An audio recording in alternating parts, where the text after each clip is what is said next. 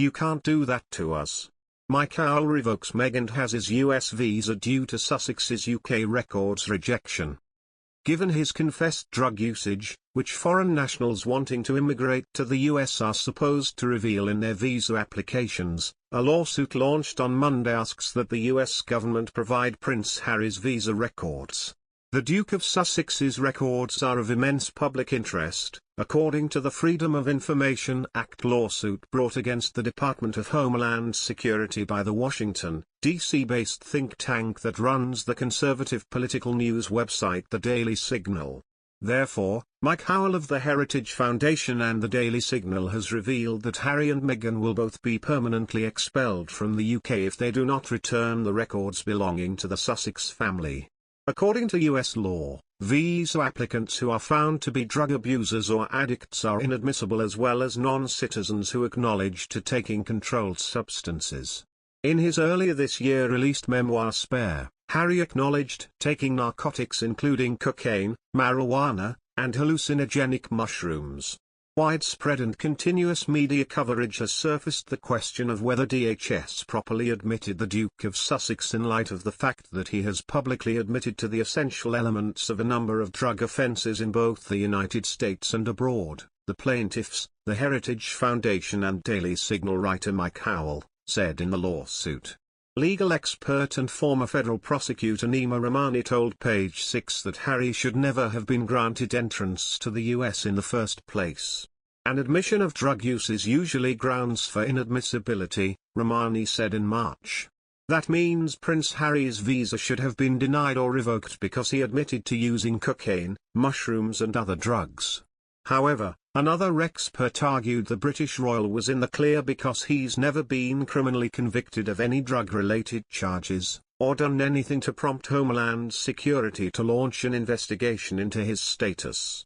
You've got to give immigration officials something that would trigger it, and revealing it in a book that you experimented with drugs when you were a young man, I don't think gets you there, celebrity attorney James Leonard told Page Six.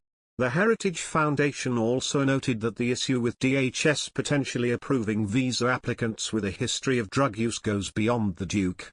While this case focuses on the widespread public and press interest on the specific issue of whether DHS acted, and is acting, appropriately as regards the Duke of Sussex, it cannot be separated from its broader context, the organization said in the suit.